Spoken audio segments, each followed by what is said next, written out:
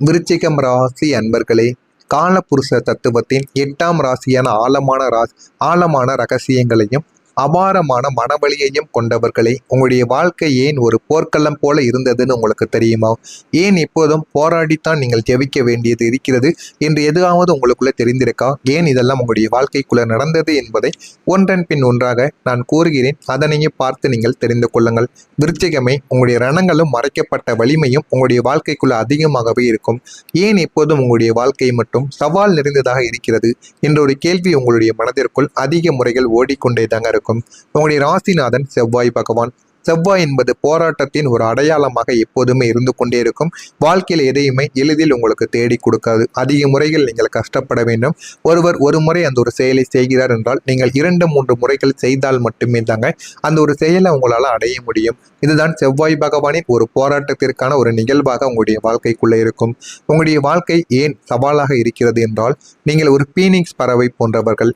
சாம்பலில் இருந்து மீண்டும் எழக்கூடிய சக்திகள் உங்களுக்கு மட்டுமே தாங்க இருக்கும்.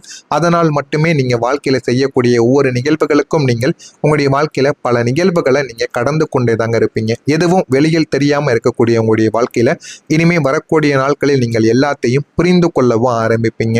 மற்றவங்களுக்கு வரக்கூடிய கஷ்டங்கள் அவர்களை வீழ்த்திடும்.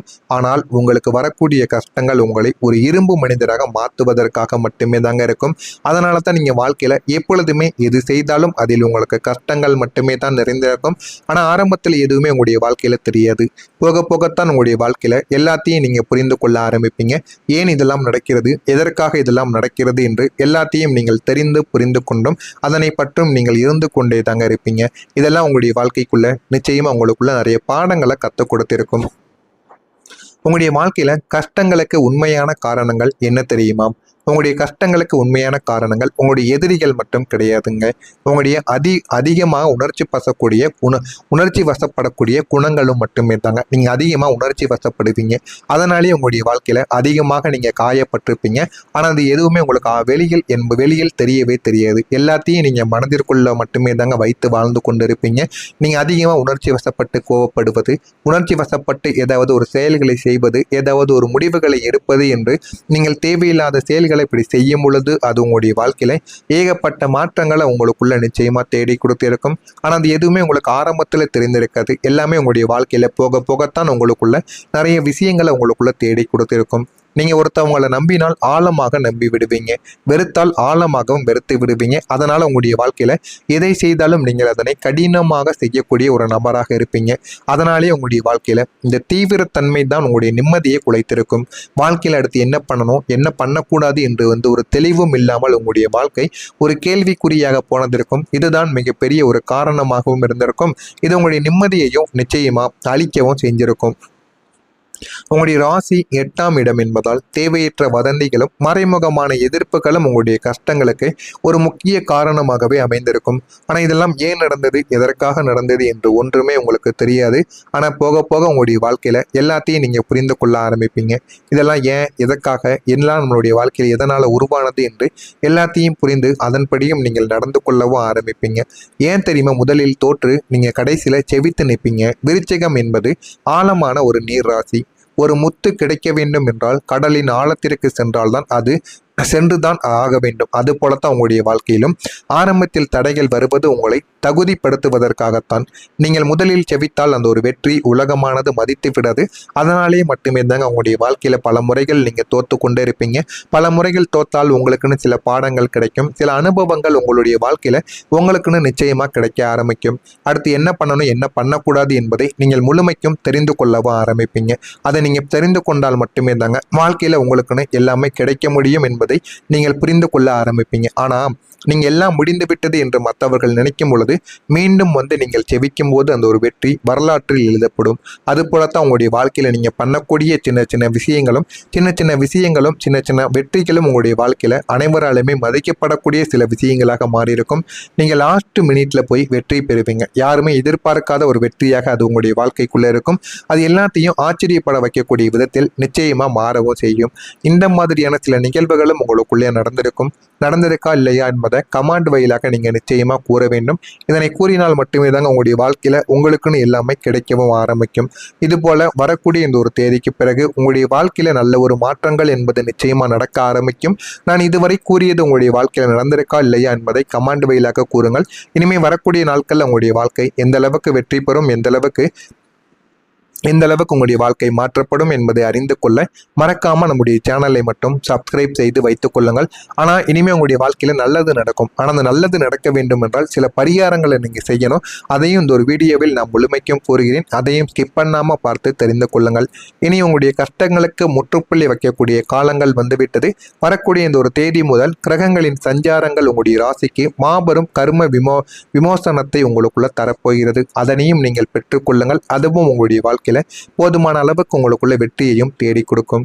முடிவுக்கு வரக்கூடிய தீராத கஷ்டங்கள் உங்களுடைய வாழ்க்கையில முடிவுக்கு வந்துவிடும். இதுவரைக்கும் உங்களுக்குன்னு இருந்த சில மிகப்பெரிய கஷ்டங்களான மன அழுத்தங்கள் மற்றும் கடன் சுமைகள் எல்லாமே உங்களுடைய வாழ்க்கையில கஷ்டத்தை தேடி கொடுக்கும். வெளியில் சொல்ல முடியாம உள்ளுக்குள்ள எவ்வளவோ கஷ்டங்களை நீங்க வைத்துக் கொண்டே தாங்க இருந்தீங்க. அது எல்லாமே உங்களுடைய வாழ்க்கைக்குள்ள இனிமே உங்களுக்குன்னு கிடைக்க ஆரம்பிக்கும். வாழ்க்கையில இனிமே எது வேண்டும் எது வேண்டாம் என்று எல்லாத்தையும் நீங்கள் புரிந்து கொள்ளவும் ஆரம்பிப்பீங்க.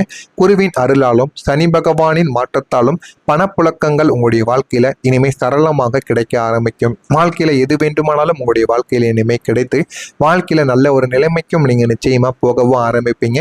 போதுமான அளவுக்கு பணப்புழக்கங்கள் உங்களுக்கு கிடைக்கும். இதனால கடன் சுமையை நீங்க அடைத்து விடுவீங்க. அதுவே மிகப்பெரிய ஒரு தைரியத்தையும் ஒரு வெற்றியையும் உங்களுக்குள்ள நிச்சயமா தேடி கொடுக்கும். நீங்கள் நீண்ட நாட்களாக எதிர்பார்த்து கிடைக்காமல் தள்ளிப்போன அந்த ஒரு விஷயங்கள் இனிமே உங்களுடைய வாழ்க்கைக்குள்ள கிடைத்துவிடும். அது ஒரு சொத்தோ அல்லது மிகப்பெரிய ஒரு வேலையாக கூட உங்களுடைய வாழ்க்கைக்குள்ள இருக்கலாம். அது மிக எளிதாக உங்களுடைய கைக்கு நிச்சயமா வந்து சேர்ந்துவிடும். ஆனா ஆரம்பத்தில் உங்களுடைய வாழ்க்கையில எதுவுமே உங்களுக்கு எளிதாக கிடைக்க போவது கிடையாது. எல்லாமே உங்களுடைய வாழ்க்கையில போக போகத்தாங்க கிடைக்க ஆரம்பிக்கும். அது போலத்தான் உங்களுடைய வாழ்க்கையில இனிமே நீங்க கஷ்டப்பட்டது அனைத்திற்கும் ஒரு முடிவானது கிடைக்க போகிறது. உங்கள் மீது நீங்கள் நம்பிக்கை வைத்து உங்களுடைய செயல்களை நீங்கள் செய்யுங்கள்.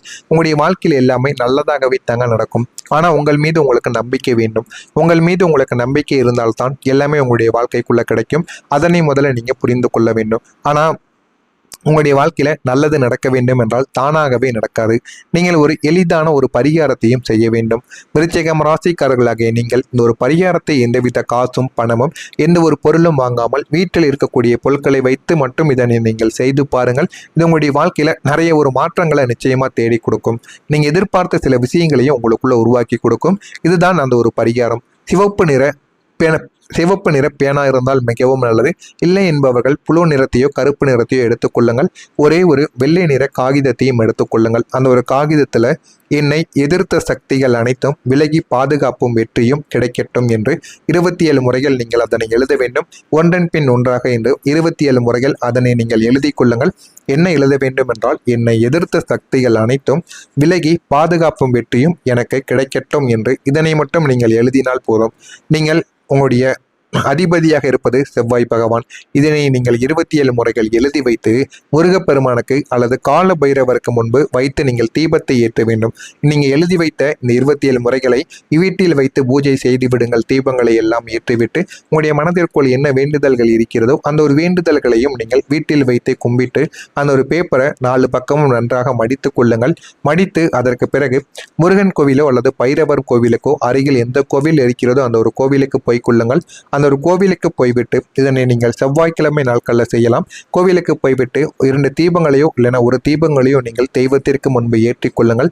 கண் திருஷ்டி மற்றும் மன அழுத்தங்கள் குறைய வேண்டும் என்று மனதார நீங்கள் கூறிக்கொண்டு இந்த ஒரு காகிதத்தையும் நீங்கள் அந்த தீபத்திற்கு பக்கத்தில் வைத்து வேண்டிக் கொள்ளுங்கள். உங்களுடைய மனதிற்குள் எது வேண்டுமோ நீங்கள் பேப்பரில் என்ன எழுதி வைத்தீர்களோ அது அனைத்தையும் நீங்கள் மனதார வேண்டிக் கொண்டு அதற்கப்புறம் முருகனையோ காலபைரவரையோ நினைத்து நீங்கள் ஒரு 5 நிமிடங்கள் தியானங்கள் செய்ய வேண்டும். அப்பொழுது அந்த ஒரு பேப்பரை உங்களுடைய கைகளில் வைத்துக் கொள்ளுங்கள்.